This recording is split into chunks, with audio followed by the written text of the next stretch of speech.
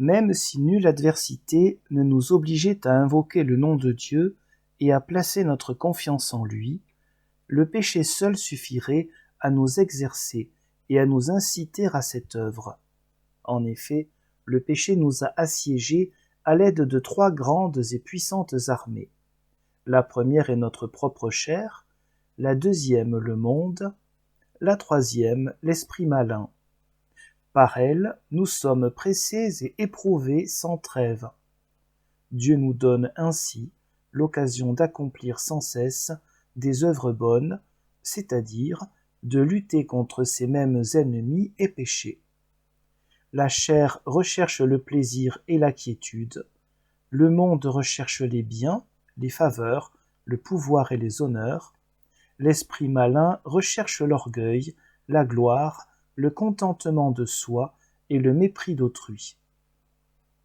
Tous ces éléments ensemble sont si puissants que chacun d'entre eux suffit par lui-même à terrasser son homme, et nous ne pouvons les surmonter d'aucune manière, si ce n'est uniquement en invoquant le saint nom de Dieu avec une ferme confiance, comme le dit Salomon.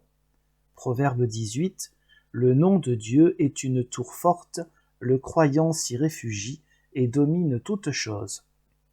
De même David, au psaume 115, « Je boirai la coupe salutaire et j'invoquerai le nom de Dieu. » De même, au psaume 17, « J'invoquerai Dieu en le louant, ainsi je serai à l'abri de tous mes ennemis. » Ces œuvres et cette puissance du nom de Dieu, nous ne les connaissons plus parce que nous n'y sommes pas habitués, que jamais encore nous n'avons sérieusement combattu le péché et que nous n'avons pas eu besoin de ce nom.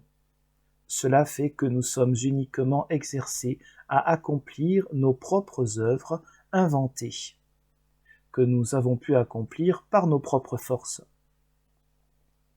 28. Les œuvres de ce commandement consistent aussi en ce que nous ne devons faire, par le saint nom de Dieu, ni imprécation, ni jurement, ni mensonge, ni tromperie, ni enchantement, ni nous livrer à d'autres abus, toutes choses très grossières que chacun connaît bien. Ce sont là à peu près les seuls péchés qui ont été mentionnés et cités dans les prédications au sujet de ce commandement. Cela implique que nous devons aussi interdire à autrui de faire des mensonges, des imprécations, des tromperies, des jurements, des enchantements, et de pécher de toute autre manière en usant du nom de Dieu. Ainsi nous sont données bien des occasions de faire le bien et d'empêcher le mal.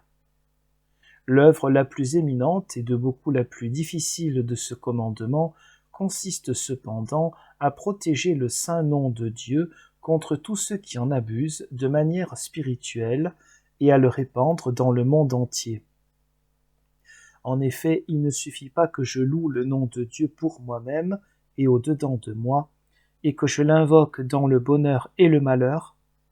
Il faut que je m'avance et que pour l'honneur et le nom de Dieu, je prenne sur moi l'inimitié de tous les hommes, comme le Christ le disait à ses disciples, « À cause de mon nom, tous les hommes deviendront vos ennemis. » C'est ici qu'il nous faut provoquer la colère de notre Père, de notre Mère et de nos meilleurs amis. C'est ici qu'il nous faut nous élever contre les autorités spirituelles et temporelles et être traités de rebelles. C'est ici qu'il nous faut susciter contre nous les riches, les savants, les saints et tout ce qui compte dans le monde. Bien que ce devoir incombe surtout à ceux qui ont mission de prêcher la parole de Dieu, tout chrétien y est astreint si le temps et le lieu l'exigent.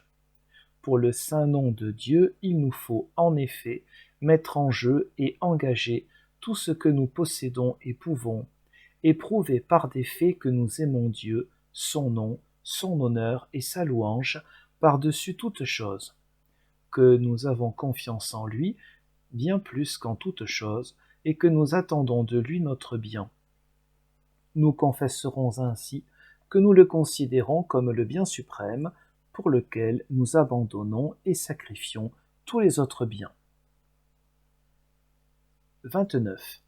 Il nous faut ici résister avant tout à toute iniquité quand la vérité ou la justice sont violentées ou lésées, et, dans ce cas, ne faire aucune distinction de personne, comme le font d'aucuns qui combattent avec zèle et diligence l'injustice subie par les riches, par leurs amis, par les puissants, mais qui demeurent cois et patients lorsqu'elle frappe des pauvres ou des êtres méprisés ou des ennemis.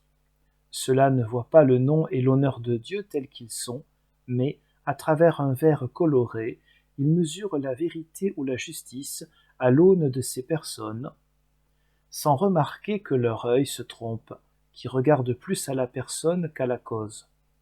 Ce sont les fiefés hypocrites qui se contentent de faire semblant de défendre la vérité.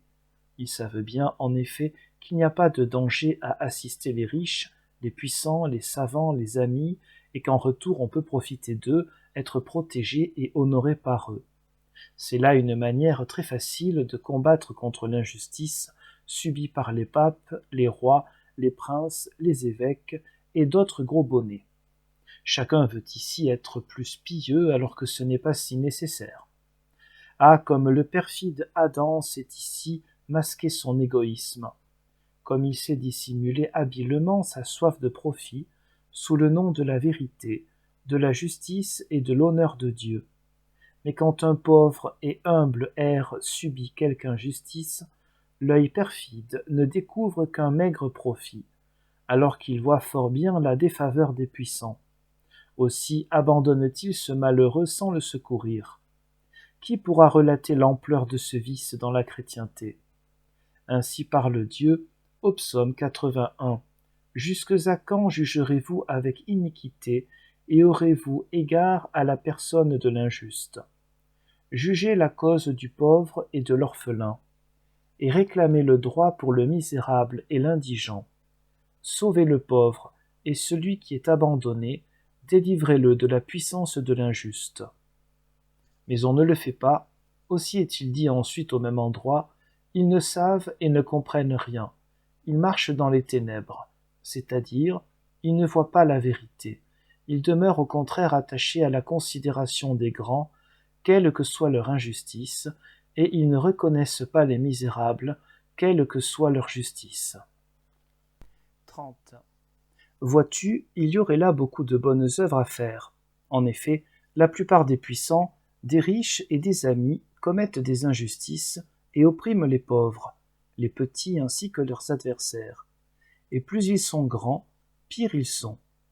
Si l'on ne peut l'empêcher par la force et venir au secours de la vérité, qu'on rende néanmoins témoignage et qu'on parle, qu'on ne se range pas du côté des injustes, qu'on ne leur donne pas raison, mais que l'on proclame sans embâge la vérité. Que servirait-il à un homme d'accomplir toutes sortes de bonnes actions, de courir à Rome et en tous les lieux saints, d'acquérir toutes les indulgences, d'édifier toutes les églises et les fondations possibles, s'il était trouvé coupable envers le nom et l'honneur de Dieu, pour les avoir tus et négligés, pour avoir fait plus grand cas de ses propres biens, de son honneur, de sa faveur et de ses amis, que de la vérité qui est elle-même le nom et l'honneur de Dieu? Ou quel est l'homme qui ne trouve pas une bonne œuvre de ce genre chaque jour, à sa porte et dans sa maison, si bien qu'il n'a nul besoin de courir très loin ou de s'enquérir de bonnes œuvres? Quand nous voyons combien la vie des hommes en tout lieu est, à cet égard, irréfléchie et futile, force nous est de nous écrier avec le prophète « Omnis homo mendax » tous les hommes sont faux, ils trompent, car ils négligent les principales œuvres vraiment bonnes. Ils se parent et se revêtent de l'éclat des plus petites. Ils entendent être justes et monter tout tranquillement au ciel. Tu demandes cependant pourquoi Dieu n'agit-il pas seul et en personne, lui qui peut et qui sait assurément aider tout un chacun. Certes, il le peut fort bien, mais il ne veut pas être seul à agir. Il veut que nous coopérions avec lui, et il nous fait l'honneur de vouloir faire son œuvre avec nous et par nous. Si nous ne voulons pas user de cet honneur, il agira seul, il apportera son secours aux pauvres. Quant à ceux qui n'auront pas voulu l'aider, et qui auront dédaigné le grand honneur de son œuvre, il les condamnera avec les injustes, parce qu'ils auront fait cause commune avec les injustes. De même, lui seul est bienheureux. Il nous fait cependant l'honneur de ne pas vouloir l'être seul, mais de nous avoir avec lui dans sa félicité. De même, s'il agissait seul, ses commandements nous seraient donnés pour rien, car nul n'aurait motif de s'exercer dans les grandes œuvres de ses commandements, et nul ne chercherait non plus à savoir s'il considère Dieu et son nom comme le bien suprême, et s'il sacrifie toute chose par amour pour lui.